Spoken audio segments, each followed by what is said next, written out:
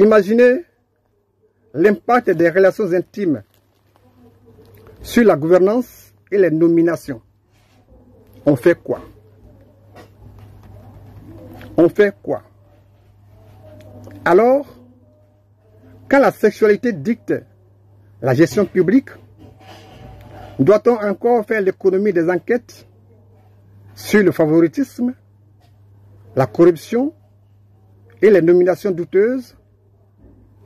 Le débat est ouvert.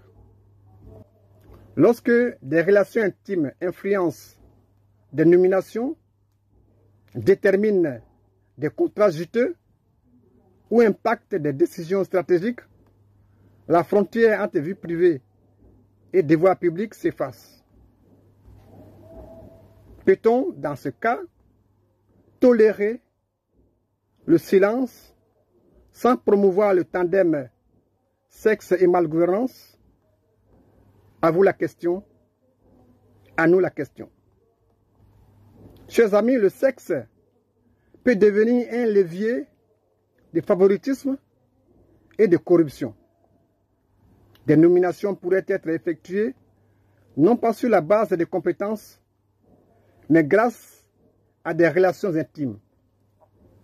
Des marchés publics et lucratifs pourraient être attribués à ceux qui bénéficient de la protection des partenaires influents. Ces pratiques alimentent le népotisme et sapent la méritocratie. Chers amis, le problème ne se limite pas à une question de morale personnelle. Il touche directement la gestion des affaires publiques. Quand le sexe devient un outil de contrôle ou de manipulation, les citoyens sont les premières victimes. Les inégalités se creusent et la confiance dans les institutions s'effrite. On assiste alors à ce que l'on appelle la dictature des alcôves ou le règne du plaisir.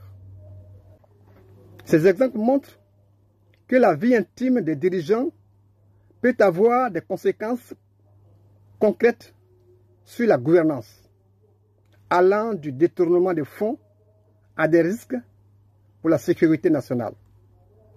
Alors, faut-il briser le silence? On fait quoi? Lorsqu'un homme politique laisse ses choix être dictés par des intérêts liés à sa vie intime, cela devient une affaire publique. Ces dérives doivent être exposées pour préserver la démocratie et la justice. Le rôle du journaliste est alors crucial. Enquêter, dénoncer, tout en respectant l'éthique et la vérité. Enquêter, dénoncer, tout en respectant l'éthique et la vérité. Cependant, chers amis, il faut éviter les attaques gratuites ou les révélations voyeuristes, pour ne pas dire sensationnalistes. Parce que l'objectif n'est pas de violer la vie privée, mais de mettre en lumière l'impact des comportements sur la gestion publique. Germain Serrurier vous salue.